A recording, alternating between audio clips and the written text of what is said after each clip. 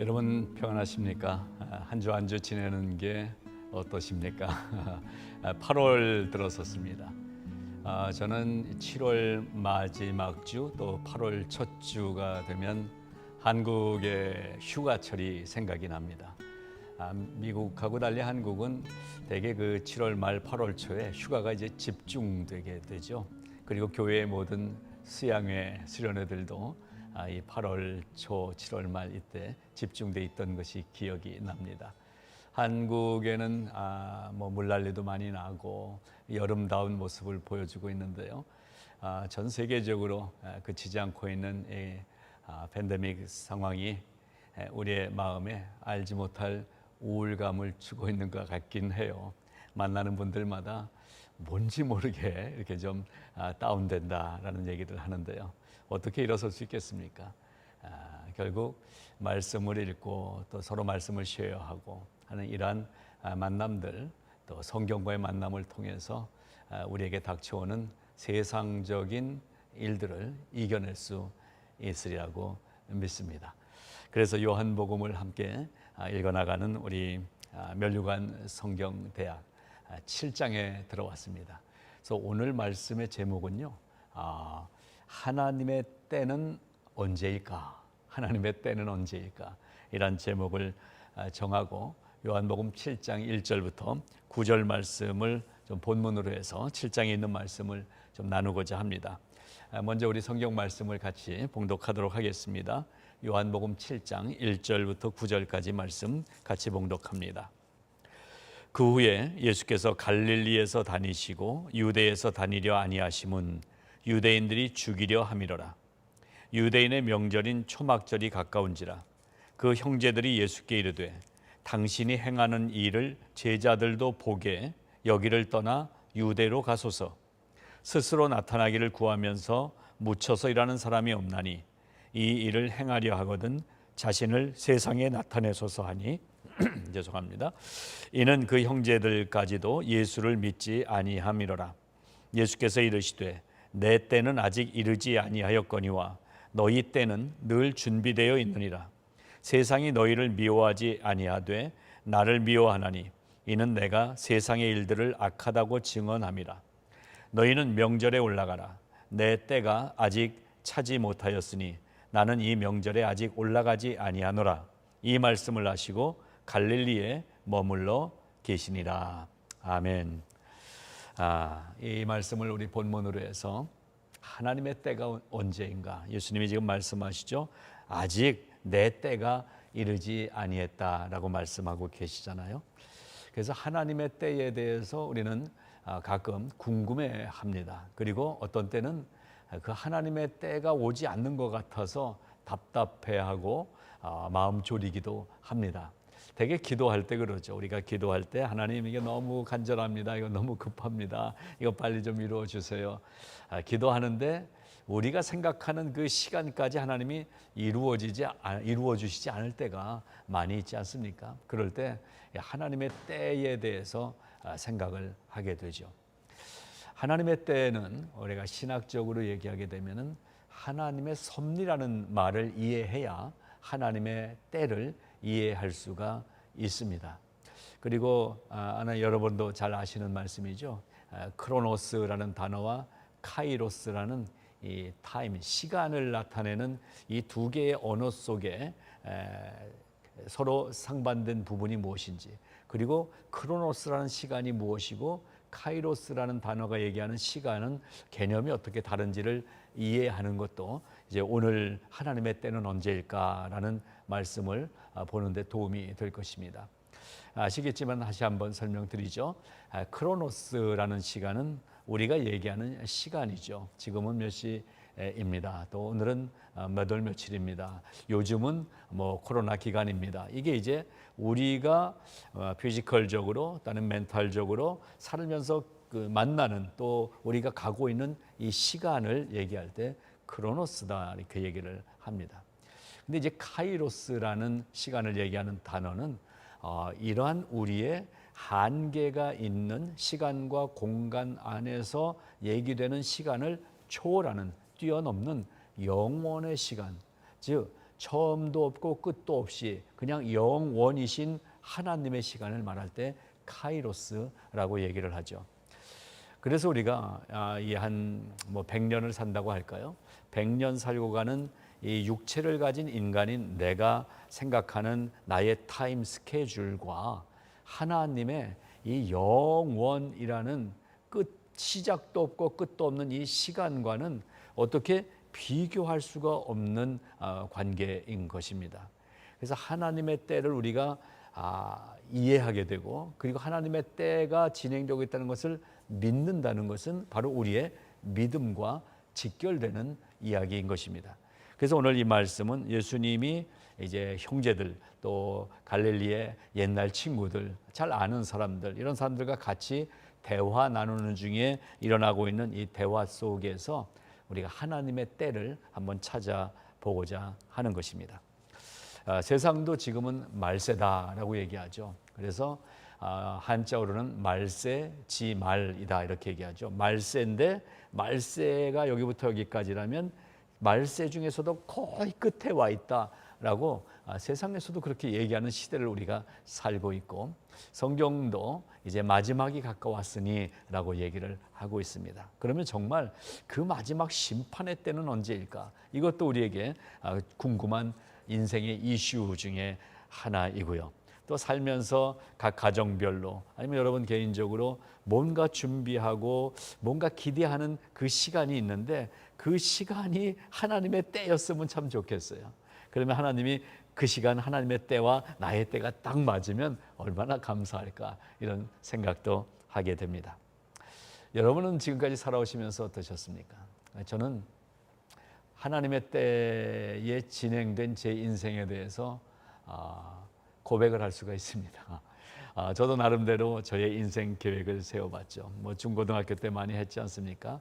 뭐 20살 때까지는 어떻게, 또 뭐 30살 때, 뭐 50살, 나중에 환갑, 또 나머지 늙어서 죽을 때까지 전체적인 타임 스케줄을 이렇게 생각해 보기도 하면서 꿈을 꾸기도 하고 계획을 세우기도 했죠. 근데 제가 지금 돌아보니까 60여 년 삶이 제가 세운 플랜, 이 계획, 시간 안 맞은 것 같아요. 근데 돌아보니까 필요한 때마다 이 카이로스의 시간이 역사했더라고요.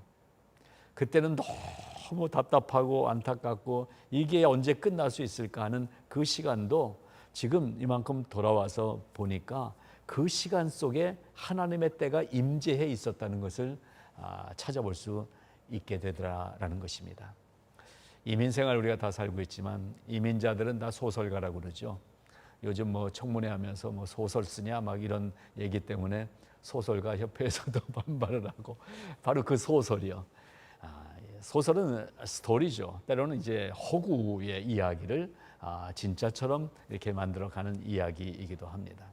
근데 우리가 우리 인생을 돌아볼 때에 정말 소설을 다 쓰면서 삽니다. 모든 어떤 문학 작품 속에 있는 이야기보다 더 생생한 나의 이야기들이 진행되어 온 게 나의 인생의 때였잖아요. 근데 가만 돌아보니까 그게 내 때에 맞춰서 진행된 게 아니라 하나님의 시간표 안에 진행되고 있었다는 사실을 깨달을 수만 있다면 우리는 믿음이라는 것을 확인할 수 있게 되는 거죠. 자, 오늘 그래서 그 말씀을 나눠보겠는데요. 이제 본문을 한번 쭉 훑어가 보면서 나눠보겠습니다. 지금 이 상황이 어떤 상황이냐? 1절 보니까 그 후에 예수께서 갈릴리에서 다니시고 이렇게 됐죠. 그 후에 이렇게 시작하니까 그 전에 무슨 일이 있었다는 얘기잖아요. 그 전에 있었던 얘기는 우리가 아는 대로 6장에 상당히 긴 71절까지 있는 긴 6장에서 여러 가지 이야기가 있었는데, 거기서 제자들에게 실제적인 영생의 이야기를 처음 시작한 그러한 말씀이기도 합니다. 제자들과 이런 얘기를 나누면서 많은 가르침들을 주고 난 그 후에 예수께서 갈릴리에서 다니고 계셨다. 그러니까 갈릴리 지역으로 오셨다라는 거예요. 상식적으로 여러분 아시지만 갈릴리라는 곳은 어촌이죠. 바닷가 가까이 있어요. 또 유대 지방 어떤 도시라기보다는 갈릴리 시골입니다. 좀 시골 지역이었어요. 거기에 머물고 계셨다라는 거예요. 촌구석이죠. 그러니까 이 촌구석에 있었고 유대에 다니려 하지 않았다. 그래서 유대라는 것은 중심 도시를 얘기합니다. 이러한 사람들 많은 시내에 나가서 도시에 나가서 다니지 아니하시고 갈릴리 촌구석에 계셨다. 이유가 뭐냐? 1절 유대인들이 죽이려 함이로라 그랬어요. 예수님을 유대인들이 죽이려고 계획하는 일들이 있었다는 거죠. 그래서 그 자리에 올라가지 않고 이 갈릴리 촌구석에 머물러 계신 상황입니다. 근데 그 상황 속에서 2절 보니까 유대인의 명절인 초막절이 가까우고 있어요. 이런 유대인의 명절은 지금 우리 한국에서는 추석 때다 아니면 설날 때다 그러면 다 이 본가로 부모님 계신 집으로 가기도 하고 요즘은 트래픽이 많으니까 오히려 부모님들이 다 짐 싸들고 서울에 있는 자식들 집에 오기도 하지만 어쨌든 고향으로 내려가는 그러한 모습을 상상하시면 이 초막절이다 아니면 이 요월절이다 이렇게 이스라엘 백성들이 지키는 절기 때는 도시로 특별히 예루살렘 성전으로 올라가는 그러한 때였다는 것입니다. 근데 시골에 지금 속된 말로 처박혀 있는 상황이란 말이에요. 촌구석에. 근데 지금 많은 사람들이 도시로 올라가는 절기가 다가오고 있어요. 초막절이 가까운지라. 그러니까 예수님은 괜찮으신데 주변에서 지금 뭐 얘기를 시작한 거예요. 그게 이제 3절 이하에 예수님의 형제들이 하는 얘기들입니다. 예수께 이르되 3절 당신이 행하는 일을 제자들도 보게 여기를 떠나서 유대로 가소서 이렇게 얘기하고요. 그리고 4절에 보게 되면 스스로 나타나기를 구하면서 시골에 묻혀서 일하는 사람이 어디 있습니까? 이 일을 행하려거든 자신을 세상에 나타내소서 이렇게 부추기고 있는 모습입니다. 자, 1절, 2절 말씀을 보면서 우리는 인간의 속성이라는 것을 생각해 보게 됩니다. 지금 형제들, 제자들도 그렇고 예수님의 형제들, 가까운 친척들도 예수님이 어렸을 때 봤을 때 알잖아요. 어렸을 때 모습. 근데 뭔가 대단한 일을 막 하는 것 같아요. 예수님이 가는 곳에 사람들이 모이고 때로는 뭐 병자도 고치고 기적을 일으키고 이런 일들을 한단 말이에요. 근데 그게 아직까지는 실제 뭐 예수님에 대해서 대단한 어떤 초인적인 그런 힘을 가졌다 뭐 이런 것까지는 생각을 안 했고요. 근데 뭔가 뭘 어떻게 하는지 어쨌든 사람들을 모이고 이렇게 있어요. 그러니까 요즘 말로 뭐냐면 야 철수야 너 국회의원 나가라. 너 인기 있잖아. 국회의원 나가라. 이런 얘기를 하고 있는 거예요. 국회의원 나가려면은 여기 촌구석에 있으면 안 되고 그래도 서울로 올라가야 돼. 중심으로 가야 돼. 이렇게 부추기고 있는 모습이 3절, 4절의 모습인 거죠. 그러면서 또 한편에는 조롱하는 마음도 있었어요. 아직 예수님의 이 정체에 대해서 모르잖아요. 그러니까 너 예수 그렇게 잘한다며 뭐 사람들도 고치기도 한다며 뭐 기적도 나타낸다며 그러면 정말로 그 도시에 가가지고 그런 일들을 짠짠 막 보여줘봐. 그래야 우리한테 떡고물이라도 떨어지지 뭐 이런 얘기는 없지만 그런 마음도 있었다라는 얘기입니다. 자, 이러한 상황들이 만들어진 거예요. 절기상으로도 시골에서 있는 사람들도 다 도시로 올라가는 이러한 절기가 됐고 그리고 주변에 예수님의 가까운 형제들, 친구들, 친척들도 예수님을 부추깁니다. 예수, 지지아스, 너 정말 잘해. 할 수 있을 거야. 올라가 봐. 그러면 사람들이 모여들 거야. 이런 막 이제 부추기고 있는데요. 자, 오늘 이제 우리가 포인트로 보는 부분이 6절에 나오게 됩니다. 근데 지금 막 부추기는 사람들의 상태, 영적인 상태를 성경이 한 줄을, 사도 요한이 한 줄을 써놨어요. 5절. 이는 그 형제들까지도 예수를 믿지 아니했다라고 되어 있어요. 여러분 좀 아이러니하지 않습니까? 예수님이 그런 분이라면 형제들부터 믿어야 되잖아요. 우리 형제인데. 대개 우리 목사님들 중에 개척할 때 형제들이 도와줘서 이렇게 시작하는 분들도 많이 있습니다. 뭐 가까운 사람들이 도와주죠. 지금 그래야 되는데 이 형제들도 예수님을 믿지 않는 거예요. 예수님을 모르니까. 예수님이 정말 하나님의 아들이심을. 근데 아버지 우리하고 같거든요. 요셉 그리고 엄마 마리아 우리 형제란 말이에요. 형이 태어나는 건 못 봤지만 우리 집안의 장손이란 말이에요. 근데 이분이 뭐 세상에 나가서 뭐 대단한 기적을 행하고 이러는 게 믿어질 수 없는 거 이해를 좀 하게 됩니다. 그러다 보니까 정말 그렇다면 도시로 올라가서 한번 짠하고 우리 가문 좀 쫙 펴지게 뭔가 좀 큰 일을 좀 해보시오 형님, 이런 상황인 거예요. 가까이 있어도 믿지 않을 수 있다라는 것을 여기서 보여주죠. 혈연 관계일지라도 믿지 않을 수 있다라는 것입니다. 여러분 형제들하고 잘 지내십니까? 형제들이 정말 우애가 있는지는 부모님이 돌아가시면 알게 되죠. 부모님이 돌아가시고 나면 형제들이, 부모님이 어느 한 분이라도 살아계시면 그래도 뭐 언제라도 모여요. 근데 정말 부모님이 안 계시면 형제들끼리 이렇게 모이기들이 쉽지 않더라고요. 자, 이 형제들도 예수를 믿기가 쉽지 않았던 것 같아요. 그래서 우리가 전도할 때 낙심하지 말아야 됩니다. 그래서 선을 행하다가 낙심하지 말지니 때가 이름에 거두리라 그랬어요. 전도하는 일, 한 영혼을 하나님께로 인도하는 일이 얼마나 축복된 일입니까? 근데 우리가 전도하다가 좌절할 때가 많습니다. 여러분, 전도하는 사람들마다 그러냐고, 그런 소식이 있냐고, 그 복음 나도 받자고 이렇게 나오는 사람이 몇 명이나 있습니까? 우리가 전도하면 대부분 무시당하기도 하고, 알아서 내가 나중에 믿을게, 난 죽기 바로 전에 난 믿을 거야, 뭐 이런 반응들 아닙니까? 그러면 우리가 그만둬야 됩니까? 아니에요. 형제들도 안 믿는 예수를 믿는 거예요. 그 가까운 피부치도 믿을 수 없는 그 복음의 핵심을 우리가 믿고 있는 거예요. 그러니까 내가 지금 예수 믿고 있다는 사실이 어떻게 보면은 엄청난 일을 지금 하고 있는 거예요. 우리가 예수님을 보기나 했습니까? 우리 여러분 부모 중에 뭐 어려서부터 교회를 다닌 그런 분들이 얼마나 많습니까? 우리가 한민족이지 유대민족도 아니에요. 근데 어떻게 지금 우리가 이 예수 그리스도를 믿고 있느냐? 그 형제들도 안 믿었는데. 하나님의 은혜입니다. 하나님의 은혜가 2000년 후에 태어난 우리에게 복음이 씨앗이 돼서 자라게 하시고 예수님을 구세주로 믿게 하셨어요. 지금 이 형제들도 믿지 않고 있는 이 상황을 보십시오. 갈릴리에서 촌구석에서 생각은 예수님을 구세주로 믿는 것이 아니라 예수님이 그래도 그런 능력이 있으면 나가서 번듯하게 뭔가 일을 한번 펼쳐서 우리 가문이 좀 살아나고 나도 뭔가 한 자리 얻고 싶은 이러한 마음들이 더 많이 보여지고 있지 않습니까? 여러분은 예수님을 믿으십니까?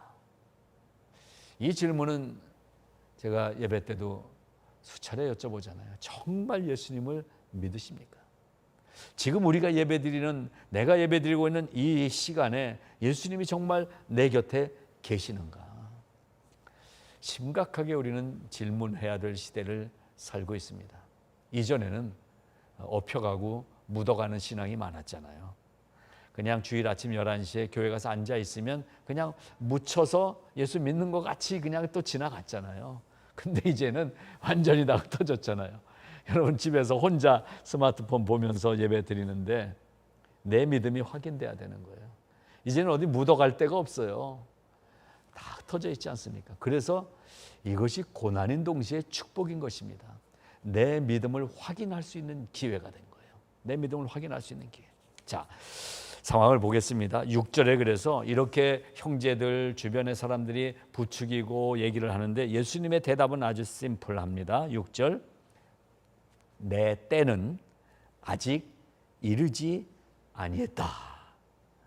내 때는 아직 이르지 아니했다. 아직 나의 때가 아니다 라고 단언해서 말씀하십니다.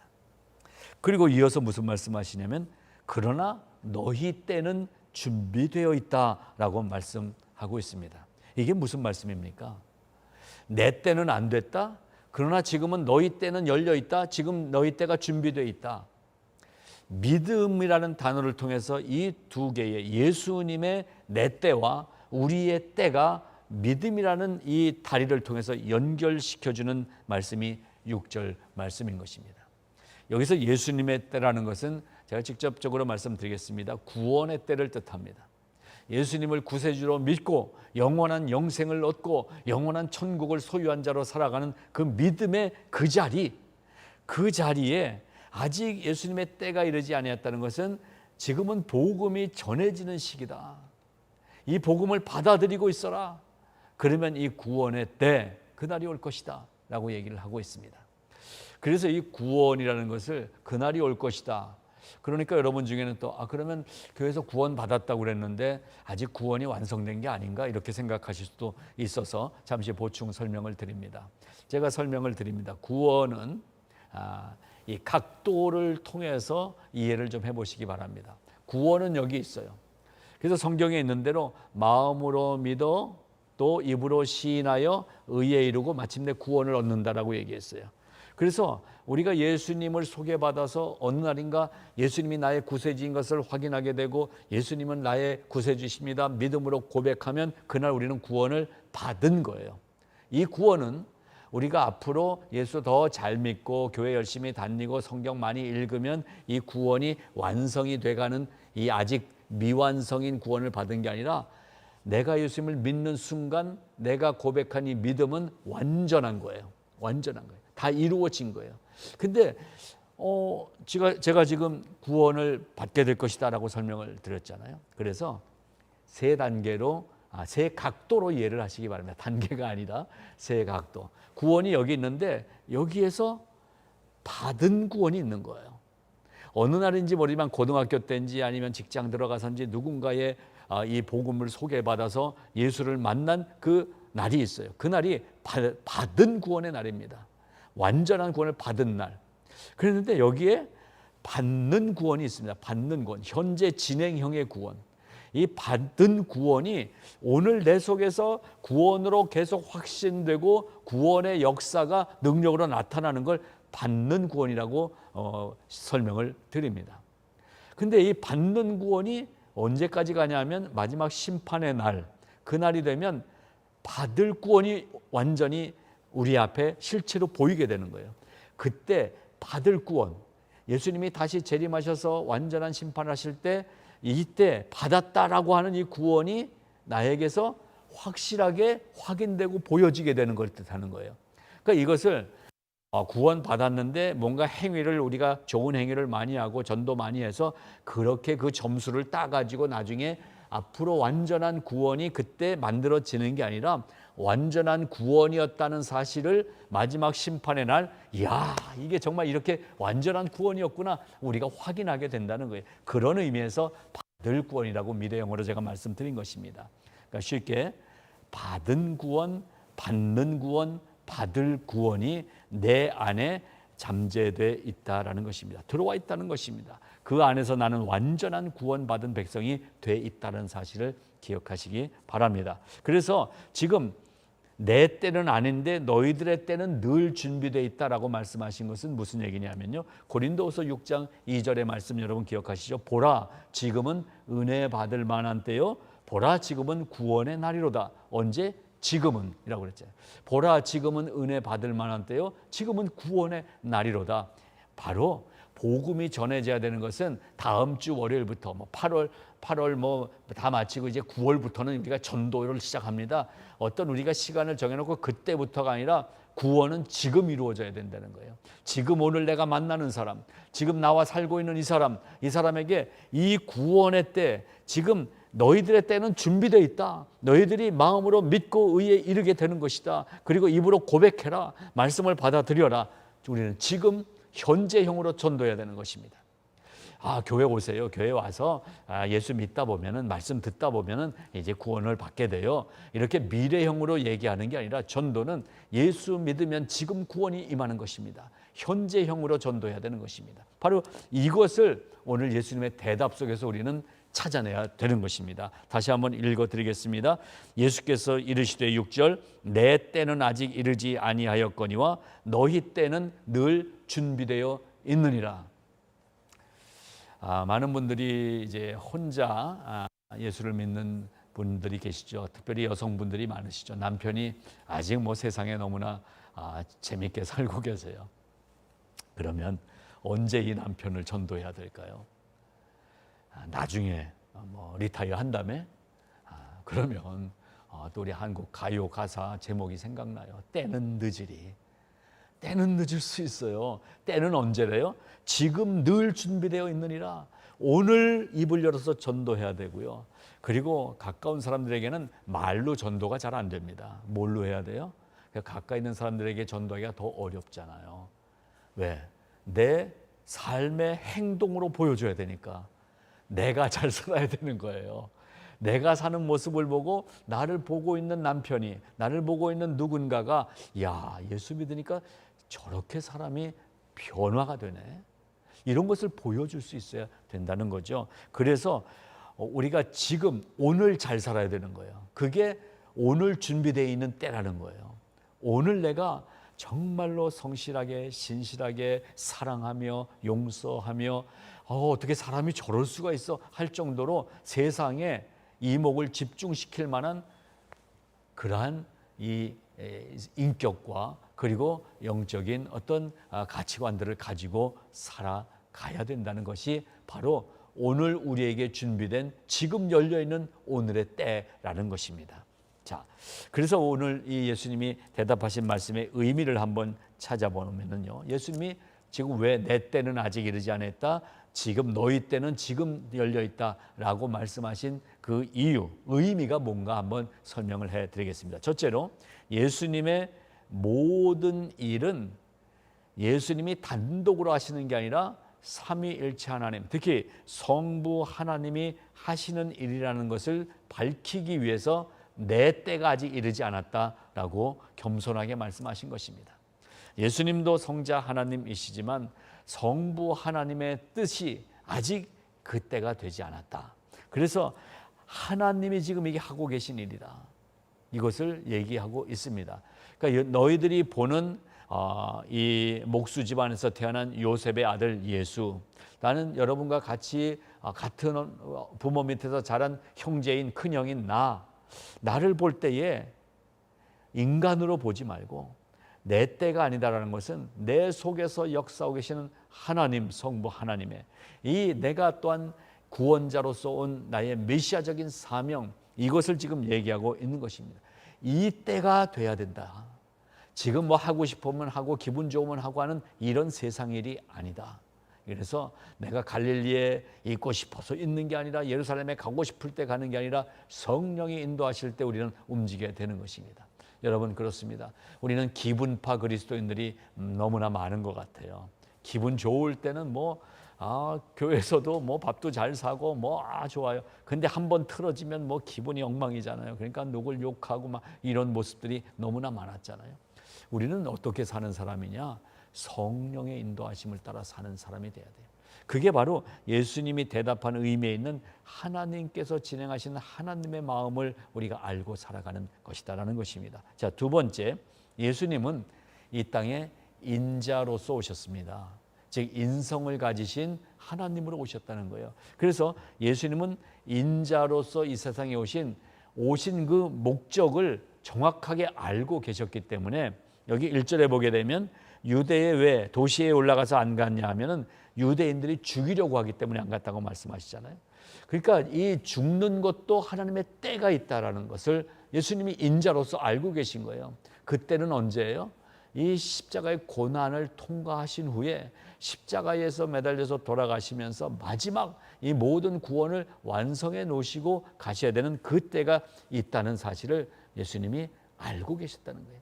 이제 막 복음을 전하기 시작했는데 이제 잡혀서 덜컥 죽어버려서는 안 된다는 것을 예수님이 알고 계신, 당신이 구원자로 오신 목적을 분명하게 알고 계셨다는 사실, 그래서 이런 말씀을 하셨다는 것입니다. 그래서 지금까지 예수님은 하나님의 때와 뜻에 맞추어서 살아오셨습니다.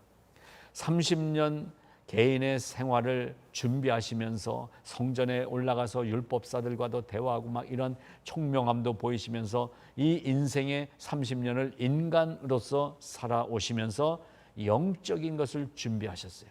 그랬다가 이 30살이 되셨을 때 드디어 세례 요한을 통해서 하나님의 구세주 메시아가 선포될 이때에 나타나신 게 하나님의 시간과 하나님의 때였다라는 말씀입니다. 그걸 알고 지금까지 살아오신 것처럼 이제 앞으로 내가 이렇게 사람들이 나에게 막 모여들고 내가 기적을 행하고 막 빵도 만들어서 주고 막 사람 병자도 고치고 하는 이러면서 그러면서 어떤 정치적으로 내 입지가 만들어지고 그래서 이 이스라엘의 이 로마 황제도 하지 못하는 이 천지를 움직일 수 있는 이 기적 같은 일들을 내가 할 수 있는데 이거 가지고 세상을 정복하는 쪽으로 방향을 잡은 게 아니라 지금까지의 시간도 하나님의 때에 맞춰서 걸어왔던 것처럼 앞으로도 하나님의 세우신 구원 계획의 때는 고난을 통과해야 되고 그리고 십자가를 넘어서야 되고 죽음을 통과해서 부활을 통과해서 나와야 구원이 이루어진다는 이 사실을 예수님이 알고 계신 하나님이셨다는 사실이라는 것입니다. 그래서 오늘 예수님이 대답하신 말씀의 의미 속에는 이러한 것들이 담겨져 있다라는 것을 기억하시기 바랍니다. 그래서 아까 이제 형제들이 막 예수님 올라가라고 막 했을 때 형제들의 속마음을 제가 잠시 말씀을 드렸죠. 형제 중에 누가 한 명 잘 되면 뭔가 같이 좀 묻어서 어떻게 좀 될 수 있을까? 저는 여기서 좀 재밌는 생각을 했습니다. 그래서 여러분에게 제가 가끔 농담처럼 얘기했지만 제일 신나는 인생은 어떤 인생인가? 기어가는 인생이 있는데 걸어간다면 얼마나 괜찮은 인생입니까? 근데 걸어가는데 어떤 사람 보니까는 막 뛰어서 갈 수 있는 체력이 있어요. 그러니까 빨리 갈 수 있어요. 야, 저러면 좋겠다. 근데 막 뛰어가는데 옆에 차가 쌩 지나가요. 차 타고 지나가는 인생은 더 좋은 인생이죠. 근데 보니까 위에 보니까 헬기 타고 쭈르르 하고서는 한 세어너 시간 걸릴 걸 한 10분 만에 가는 헬리콥터가 있어요. 자, 그러면 누가 제일 멋진 인생을 산 것입니까? 기어가는 인생보다 헬기 타고선 간 인생이 정말 멋지게 인생을 산 사람이잖아요. 세상적인 관점에서. 근데요, 이 헬기에 자기가 닦고 조이고 기름치고 내 헬기니까 그러고서는 운전대 잡고 조종을 하면서 가는 사람보다 더 괜찮은 인생은 뭐예요? 그렇게 준비해 놓은 헬기 딱 뒷자리에 앉아서 가는 사람이잖아요. 묻어가는 인생. 여러분, 세상에도 묻어가는 인생은 좀 편하게 가더라고요. 근데요, 진짜 좋은 데 묻어가야 돼요. 어디 묻어가야 돼요? 예수 그리스도의 보혈에 묻어가는 인생이 영생의 인생이 된다는 사실을 제가 말씀드렸습니다. 그래서 예수님이 단호하게 대답하신 것입니다. 내 때가 아직 아니다. 하나님의 때와 하나님의 뜻을 기다려야 한다. 그러면서 어떤 이적을 행하시든지 나의 때라고 주님이 말씀하신 적이 없다는 것을 우리가 기억합니다. 예수님은 언제나 아버지의 때가 있다는 것을 말씀하셨어요. 내 때가 아니다. 하나님의 때와 하나님의 뜻을 기다려라. 하나님의 때가 임할 것이다. 이걸 가르쳐 주셨습니다. 자, 그래서 결론입니다. 하나님의 때는 그러면 과연 언제인 것인가? 여러분 궁금하시지 않습니까? 하나님의 때는 정말 언제예요? 자, 그래서 제가 첫 번째로 모든 인생들에게는 언제나 하나님이 허락해 놓으신 때가 준비되어 있다는 것을 믿으시기 바랍니다. 이 세상에 인간은 자기의 때를 인생을 자기가 계획해서 자기 뜻대로 갈 수 있는 사람은 한 명도 없어요. 내가 철저하게 준비했어도 상황이 바뀌어요. 시대가 바뀌어요. 이러면서 준비한 것도 다 놓칠 수가 있어요. 제가 아는 분은 정말 발명을 많이 하셨는데요. 60년대에 막 발명을 해서 그 어떤 특허도 받고 이러셨어요. 근데 문제는 뭐예요? 너무 빨리 개발을 했어요. 아직 그 시대가 아닌데 그런 걸 개발했어요. 자동 안마기 뭐 이런 거. 그러니까는 너무 일찍 개발해서 안 되는 거예요. 그러니까 사람이 아무리 두뇌가 발전했고 지혜가 있고 지식이 있어도 하나님이 허락하신 때가 있다라는 것을 기억하시기 바랍니다. 그래서 이 하나님의 때에 대해서 오늘 7절 말씀이 설명하고 있습니다. 7절을 한번 읽어보겠습니다. 세상이 너희를 미워하지 아니하되 나를 미워하나니 이는 내가 세상의 일들을 악하다고 증언함이라. 이렇게 되어 있죠. 이것을 조금 쉬운 성경으로 풀어서 읽어드릴 테니까 여러분 7절 한번 보십시오. 저는 읽어드릴게요.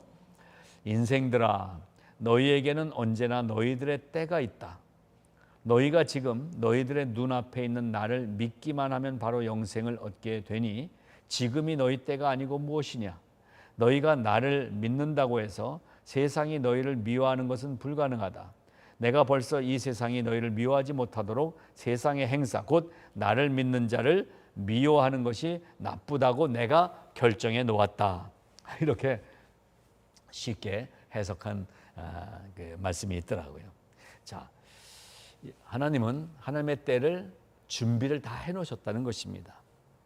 미움을 받을 때가 있는 거예요. 근데 이 세상의 미움을 받음으로써 세상의 일들은 악한 것이라고 하나님이 벌써 얘기해 놓으셨다는 거예요. 내가 세상의 일은 악하다고 얘기하지 않았느냐? 그 악한 세상이 나를 미워하면 악은 선을 미워하는 거 아니냐? 바로 그 얘기를 합니다. 즉, 이 세상에서 구원받은 백성이 된다는 것은 이 세상의 구원을 방해하는 악의 무리, 사탄의 무리로부터 미움을 받게 된다는 것을 말씀하고 있어요. 그래서 이것을 기준으로 해서 하나님의 때는 그러면 언제인가? 이사야서 59장 1절 말씀을 여러분 기억하시죠? 여호와의 손이 짧아서 구원하지 못하심도 아니요 귀가 둔하여 듣지 못하심도 아니라 라고 되어 있어요. 세상이 우리를 미워한다는 건 무엇입니까? 고통을 당하는 거잖아요. 하나님 그래서 고통을 빨리 지나가게 해주세요. 이 어려움이 끝나게 해주세요. 이 팬데믹 상황이 끝나게 해주세요. 우리가 막 기도하는데 왜 이렇게 백신 개발도 안 되고 또 이렇게 우리 가정의 어려움들이 지속될까? 하나님은 정말 살아계시나? 막 이렇게들 생각하지 않습니까? 그때 바로 이 이사야 59장 1절 말씀을 기억하시기 바랍니다. 여호와의 손이 짧아 구원치 못하시는 것도 아니고 귀가 둔해서 듣지 못하시는 것도 아니라 하나님이 정하신 크로노스의 이 시차별, 시간대별로 진행되는 역사가 아니라 크로노스를 넘어선 하나님의 카이로스 영원의 시간 속에서 하나님은 지금 이 상황을 보고 계시다라는 말씀인 것입니다. 그러니까 여러분 답답하고 어렵고 그리고 무거운 짐 같은 일이 있을 때에 이 하나님의 때를 보는 그러한 눈을 여시기 바랍니다. 하나님의 이 넓은 끝없는 이 하나님의 때에 바로 요 정말 티끌 한 점 받아도 못한 나의 인생의 문제 때문에 너무 고민하지 말고 이것 때문에 너무 상심하지 말고 영원하신 하나님을 바라봐야 그것이 하나님의 때를 보는 눈이 열려야 이때도 하나님이 일하고 계시다라는 것을 알게 되고 믿게 된다는 것을 말씀드립니다. 자, 그래서 가장 복된 위로의 말씀은 무엇이냐면요. 예수님이 오늘 말씀해 주신 말씀 중에 가장 복된 말씀은 예수를 믿을 수 있는, 즉 복음을 받아들이고 구원받을 수 있는 시간은, 즉 하나님의 때는 여기 뭐라고 되어 있어요? 지금은 너희 때는 늘 준비되어 있다. 하나님께서 오픈해 놓으셨다는 거예요. 구원의 때를 오픈해 놓으셨다. 하나님의 때가 언제냐? 우리는 지금 왜 안 해주시냐고, 지금 답답하다고, 지금 무섭다고, 지금이요, 빨리요 이러는데 하나님이 침묵하시는 것 같으십니까? 하나님의 침묵은 귀가 둔해서도 아니고 손이 짧아서도 아니라고 말씀하신 것처럼 오픈이 돼 있는 거예요. 지금 무엇을 우리가 갖춰야 돼요? 믿음을 갖춰야 되는 거예요. 하나님의 때가 분명히 준비되어 있다는 믿음을 가질 때 지금 이 묶여있는 상황에서 짠 하고 빠져나오는 경험을 하실 수 있게 될 것입니다. 하나님은 그렇게 역사해 주십니다. 믿음은 모든 상황을 이기게 하고 믿음은 모든 상황으로부터 탈출시켜주는 힘이 있더라고요. 자, 또한 믿는 인생들이 세상의 미움을 받지 않도록 또 준비도 해놓으셨다고 말씀하셨는데 지금이 그때라는 거예요. 인생들은 예수를 믿지 않을 핑계가 너무나 많아요. 이러니까 나 교회 안 다닌다고. 이러니까는 예수 안 믿는다고. 교회 목사들이 너무 요새 이상하다고. 그래서 안 나간다고. 우리가 핑계거리 될 거는 너무나 많아요. 과학적으로도 핑계될 수 있고 어떤 관계적으로도 핑계될 수 있어요. 이 구원의 복음 앞에서. 그러나 우리는 하나님의 때가 오늘 준비되어 있는데 오늘 준비되어 있는 하나님의 때에 눈에 보여지는 그 때의 증거가 무엇이냐면 바로 이 성경 말씀, 하나님의 말씀인 것입니다. 그래서 우리 성도는 늘 말씀을 가까이 하시지만 혹시 이 영상을 보시다가 유튜브에서 지금 이 말씀을 보시는 분 중에 아직 하나님께 대한 믿음을 모르시는 분이 계십니까? 이 성경 말씀을 붙잡아 보십시오. 말씀을 읽어 보십시오. 이 속에서 살아계신 하나님의 생명의 역사가 나를 만져주는 경험을 하게 되실 줄로 믿습니다. 그래서 그러한 불특정 어떤 사람을 위해서 우리가 교회가 계속 기도하는 것입니다. 오늘 이 시간에도 이 방송을 어쩌다 보는 당신에게도 이 준비되어 있는 말씀이 있습니다 라고 말씀드리는 것입니다. 자, 예수님은 유대로 올라가지 않으셨어요. 도시로 가지 않으셨어요. 계속 더 갈릴리에 머무르셨어요. 나는 이 명절에 아직 올라가지 아니하노라. 왜? 하나님의 때를 살시기 때문에 이 명절이다, 교회에서 지키는 절기다, 이런 거에 묶이지 않는다는 거예요. 그래서 이 기간 동안에도 하나님의 때를 기다리며 갈릴리에 더 머물러 계신다고 말씀하시죠. 이 말씀을 하시고 갈릴리에 머물러 계시니라. 전 가만히 읽으면서 이 9절 말씀이 은혜가 되더라고요.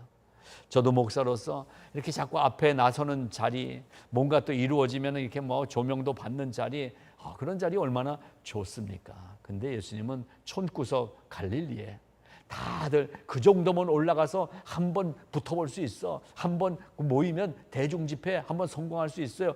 다 나를 부추기는 이 상황 속에서도 나는 올라가지 않겠다. 갈릴리에 머물러 있을 수 있었던 예수님의 결단, 이것이 우리에게 필요한 시대를 살고 있습니다. 교회가 너무 경박해졌잖아요.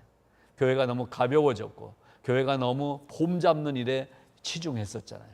그래서 억지로라도 이 팬데믹 기간 동안에 예수님의 갈릴리에 머물러 계시는 그 자리를 한번 들여다보실 수 있기를 바랍니다. 하나님은 그 자리를 우리에게 준비해 주십니다. 그래서 지난주 말씀 공부한 다음에 제가 여러분들에게, 저희 성도들에게 숙제를 냈잖아요. 내 기도 골방은 어디입니까? 왜 그곳이 여러분의 기도 골방입니까? 여러분들이 답을 보내주셨어요. 각자 자기의 기도 골방을 갖고 있는 성도들이 계신 게 너무나 감사하더라고요. 어떤 분은 조그만 집에 그 옷장 거기에 엎드려서 기도합니다. 어떤 분은 차 안에서 기도하신다고, 어떤 분은 가까운 이 산책길에 거기에 어느 지점이 너무 좋은 지점이 있어서 거기에 일주일에 2번씩 가서 기도하신다. 그렇습니다. 예수님이 갈릴리에 머물러 계시는 것처럼 세상이 요동쳐도 다 도시로 올라가고 다 절기 지키러 올라가자고 다 으쌰으쌰하고 흥청망청대는 이 세상 속에, 다 코로나 사태로 뭐 어떻게 해야 되지, 다 번잡한 이 세상에 우리가 있어야 될 것은 갈릴리입니다. 이 갈릴리는 기도의 골방을 뜻한다고 말씀드립니다. 그 자리가 우리가 살 수 있는 자리, 그 자리가 우리가 하나님의 때를 발견하는 자리라는 사실을 기억하시기를 바랍니다. 축복합니다. 기도하겠습니다. 하나님 아버지, 너무나 번잡한 시대를 살고 있고 너무나 혼란스러운 시대를 살고 있습니다. 때로는 너무나 두렵고 알 수 없는 우울감이 지배하는 시대를 살고 있습니다. 그래서 누구라도 사람을 따라가고 싶고 어딘가 어떤 좋은 곳이 있지 않을까, 어떤 해결할 방법이 있지 않을까 다 찾아 나서는 이 시대에 하나님, 우리는 예수님이 지금 결정하신 것처럼 다 올라가는 이때 나는 갈릴리에 머물러 있겠노라. 우리의 기도의 골방에 머물러 있는 지혜를 주시옵소서. 기도의 골방에서 하나님의 때가 언제인지 알 수 있는 지혜를 얻게 하여 주시옵시고 영안이 열려져서 그 하나님의 때가 보여지는 축복도 허락하여 주시옵소서. 어려운 때에 건강 잃는 성도들 한 명도 없게 하여 주시옵시고 강건한 육체와 그리고 강건한 믿음으로 이 시대를 이기는 우리 모든 성도들 다 되게 하여 주시옵소서. 예수님의 이름으로 감사하며 기도드리옵나이다. 아멘. 네, 오늘 요한복음 7장 말씀 함께 나눴습니다. 하나님의 때, 그때가 우리가 하나님을 찾아간 그때하고 같더라고요. 좋은 시간 되시기를 바랍니다. 감사합니다.